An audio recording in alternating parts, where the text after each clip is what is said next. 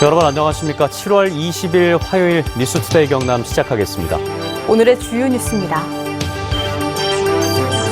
전파력이 강한 델타 변이 바이러스가 경남에서도 확산하고 있는 가운데 창원과 진주, 통영이 오늘부터 거리두기 3단계로 격상됐습니다.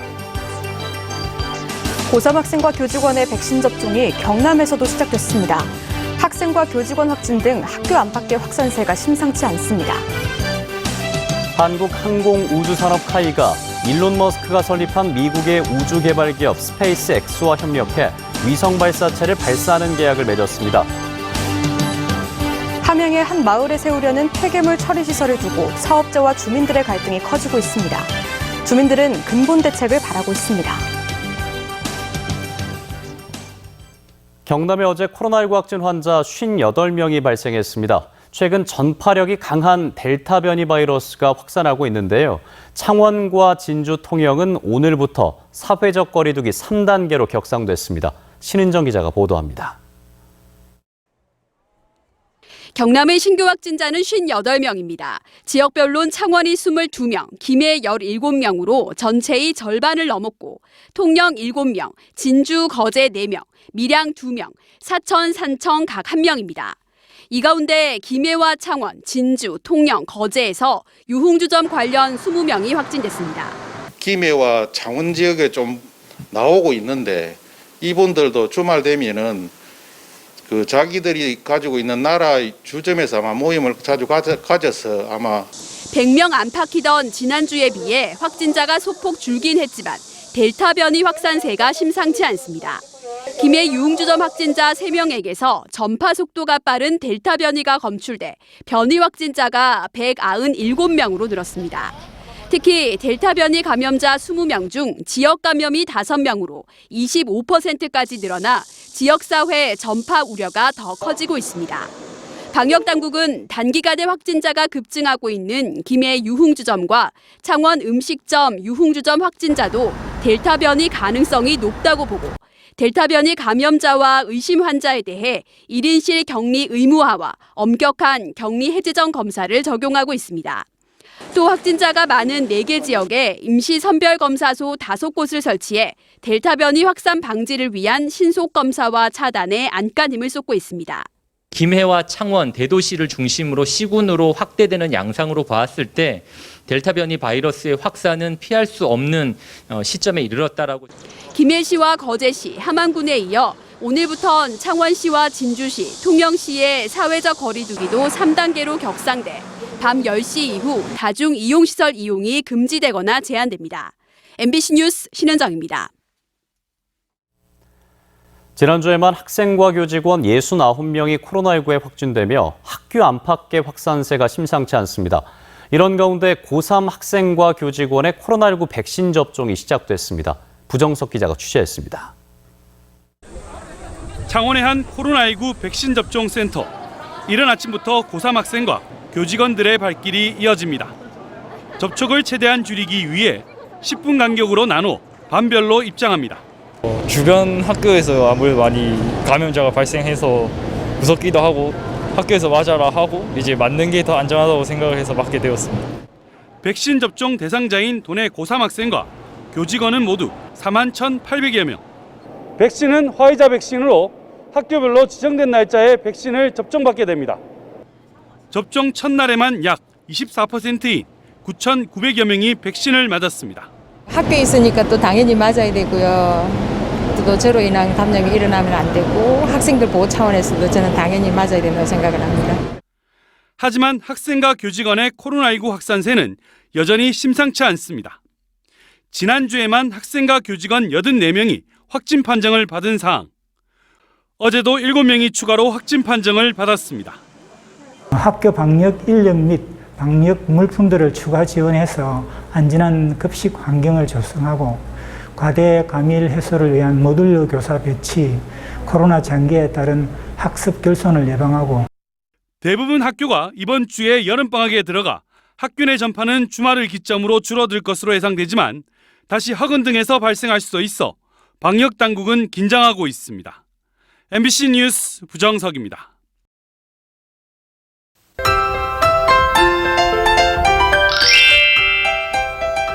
오늘은 어제보다 기온이 더 올라 불볕더위가 예상됩니다. 폭염특보도 어제를 기해 더 확대 강화됐는데요.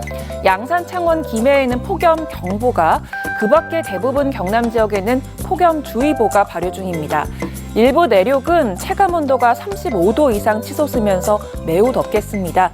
오늘 창원의 낮 기온 33도, 밀양은 35도 안팎으로 어제보다 1에서 3도가량 높겠습니다. 장기간 폭염과 함께 열대야도 기승입니다. 이 열대야는 밤사이 열기가 식지 않아 최저 기온이 25도 이상을 나타나는 현상인데요. 열대야 현황 보시면 양산이 25.9도, 거제는 25.8도를 기록하면서 밤낮으로 더위가 이어지고 있습니다. 온열 질환에 걸리지 않도록 건강관리 잘해주시길 바랍니다. 위성 영상 보시면 오늘 맑은 날씨 속에 가끔 구름이 지나겠습니다. 아침 출근 시간대 경남 서부 지역을 중심으로는 약하고 산발적인 소나기가 내리는 곳이 있겠습니다. 자세한 지역별 날씨 살펴봅니다. 창원의 현재 기온 24도, 함안은 23도를 보이고요. 한낮 기온은 함안 33도, 양산은 34도까지 오르겠습니다. 거창의 한낮 기온 31도, 진주는 33도가 예상됩니다. 바다의 물결은 최고 2.5m까지 비교적 높게 일겠습니다. 당분간 대체로 맑은 날씨가 이어지겠고요. 기온은 점차 오를 것으로 예상됩니다. 날씨 정보였습니다. 한국항공우주산업카이가 최근 일론 머스크가 설립한 미국의 우주개발 기업 스페이스X와 협력해 위성 발사체를 발사하는 계약을 맺었습니다. 지금까지 정부가 이끌어왔던 우주위성 개발 사업이 민간 주도로 바뀌고 있습니다. 이종승 기자입니다. 차세대 중형위성 2호 본체입니다. 가로 1.4m, 세로 1.55m, 높이 2.89m인 500kg급 중형위성 2호는 지난 3월 발사된 1호기에 이어 내년 초쯤 우주로 쏘아 올릴 계획입니다.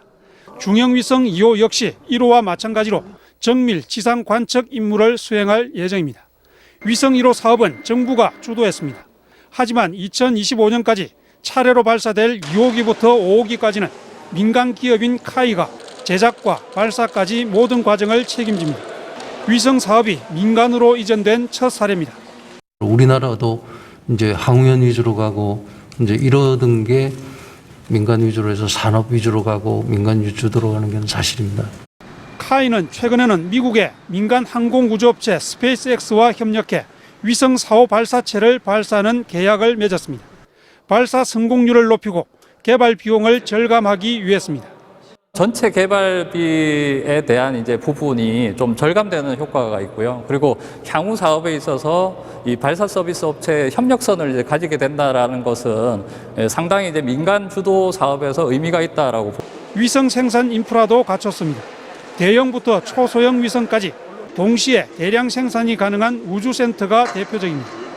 앞서 차세대 중형 위성 1호는 지난 3월 말 카자흐스탄 바이코누르 우주센터에서 발사돼 국내 지상국과 첫 교신에 성공했습니다.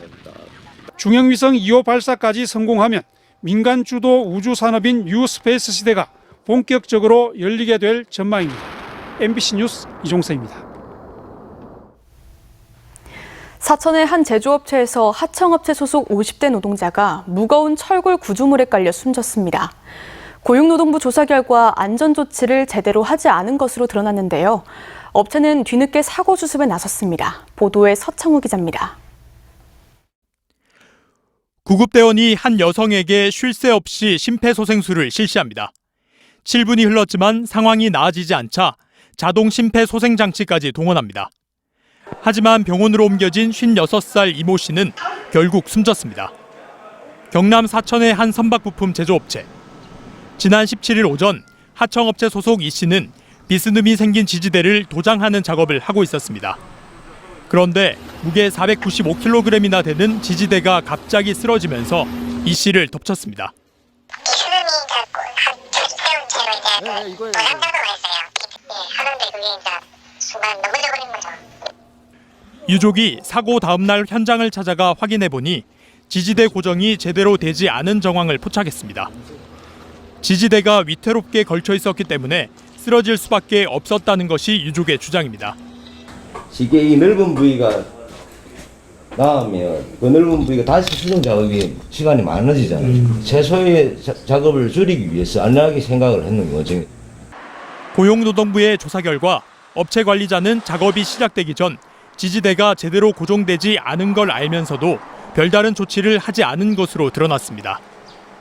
운도 방지를 위해서 안전의 조치, 그 고정이나 결박이나 결속이나 그런 안전 조치를 한 후에 작업을 해야 되는데 안 했기 때문에 산업안전보건법 위반이 있는 것이 명백하다고.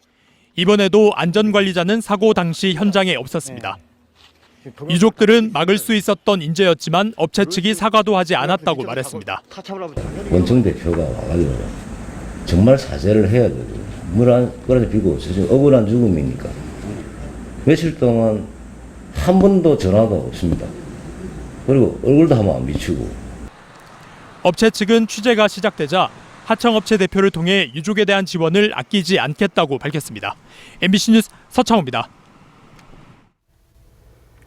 함양의 한 마을에 세우려는 폐기물 처리 시설을 놓고 사업자와 주민들의 갈등이 커지고 있습니다. 주민들은 대기오염은 물론 식수원까지 안전을 보장할 수 없다며 단체 행동에 나섰습니다. 정성호 기자가 보도합니다. 마을과 인접한 야산에 빈 공터가 만들어져 있습니다. 지난 3월 한 사업자가 이곳에 폐기물 처리장을 짓겠다며 함양군청에 사전 심사를 신청했습니다. 비닐 같은 가연성 폐기물을 압착해 하루 530톤의 고형 연료를 만들고 그중 450톤을 태워 전기를 생산하는 시설로 면적이 3,300제곱미터에 이릅니다. 소식을 접한 주민들은 서둘러 반대 대책위를 구성하고 대규모 집회를 가졌습니다. 미세먼지와 악취, 유해가스 등으로 환경오염은 물론 4km 안에 있는 식수댐도 안전을 보장할 수 없다는 주장입니다.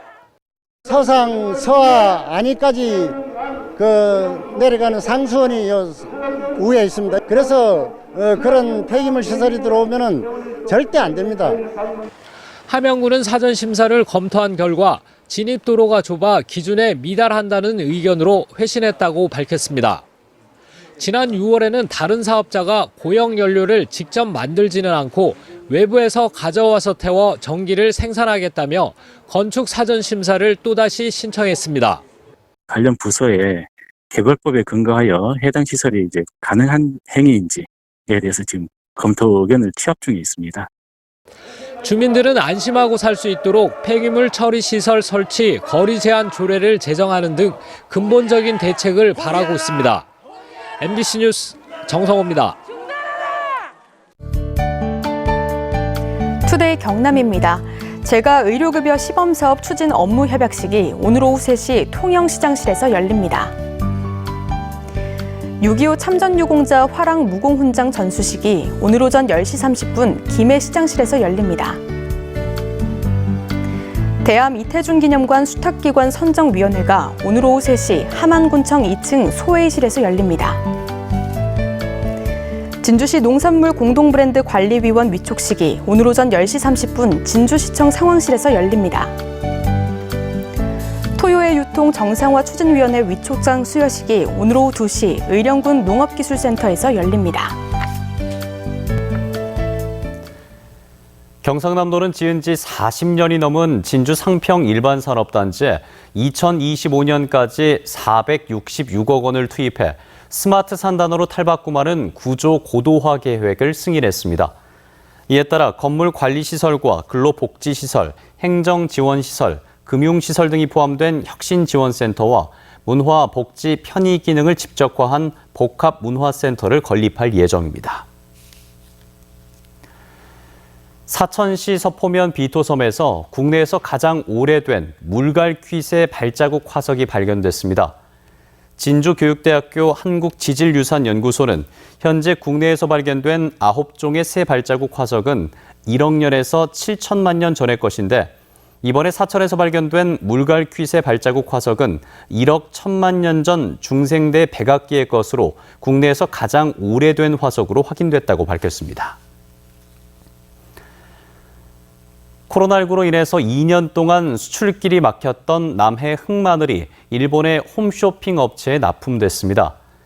남해군은 지역의 한 기업이 생산한 흑마늘 1.8톤이 일본의 최대 홈쇼핑 업체인 샵 채널에 납품돼서 이달 말부터 판매될 예정이라고 밝혔습니다. 문화재 발굴 조사와 보상으로 공사가 지연되고 있는 제2안민터널이 오는 2023년 3월 개통할 전망입니다. 창원시는 문화재 구간 중 1, 2지구의 유구는 복토하거나 전시관에 이전 복원하고 나머지 구간은 정밀 발굴을 완료한 뒤 보존 방법을 문화재청에 신청해 내후년 3월에 개통이 가능하도록 행정력을 집중하겠다고 밝혔습니다. 이은주 정의당 국회의원이 경찰청에서 받은 시도경찰청 아동학대 특별수사팀 운영 현황에 따르면 지난 2월부터 6월까지 경남 지역에서 발생한 아동학대 사건은 206건, 월 평균 41.2건으로 나타났습니다. 경남경찰청의 아동학대 특별수사팀 수사 인력은 9명으로 경찰관 1명이 22.9건을 맡고 있는데 인력 보강이 시급하다는 지적이 나오고 있습니다. 김해 동부소방서 소속 박광병 삼정119 안전센터장이 쉬는 날 가족 모임에 갔다가 사람을 구하고 화재를 초기 진압했습니다. 박 센터장은 지난 18일 오전 11시 12분쯤 의령군 봉수면의 한 도로에서 전동 휠체어를 타고 가던 90대 노인이 넘어진 것을 목격하고 응급조치에 나서는가 하면 같은 날 오후 1시 51분쯤에는 의령군 부리면 공터에 보관되어 있던 청소 리어카에서 난불을 소화기로 꺼서 대형 화재를 막았습니다. 중앙노동위원회는 어제 한국GM 노사의 임금 협상 쟁의 조정에서 노사 간 입장차가 커 조정 중지 결정을 내렸습니다. 앞서 한국GM 노조는 지난 1일에서 5일 쟁의 행위 찬반 투표에서 76%의 찬성을 기록해 중노위의 이번 결정에 따라 파업 등 쟁의 행위를 할 수 있는 권한을 확보하게 됐으며 노조는 사측과 추가 교섭을 진행하고 교섭 내용에 따라서 투쟁 방식을 정할 것이라고 밝혔습니다. 삼성중공업이 9.5메가와트급 대형 해상풍력 부유체 모델을 개발해 노르웨이 선급인 DNV로부터 기본 설계 인증을 받았다고 밝혔습니다. 해상풍력 부유체는 해상에서 풍력 발전기를 지지하는 철 구조물을 없앤 디자인으로 제작부터 운송, 설치까지 공사 기간을 획기적으로 단축했으며 삼성중공업은 이를 계기로 정부의 동해 부유식 해상풍력 발전 프로젝트에도 참여한다는 계획입니다. 두산중공업과 포스코, 포항산업과학연구원은 어제 청정 암모니아 가스터빈 분야 연구개발 업무 협약을 맺었습니다.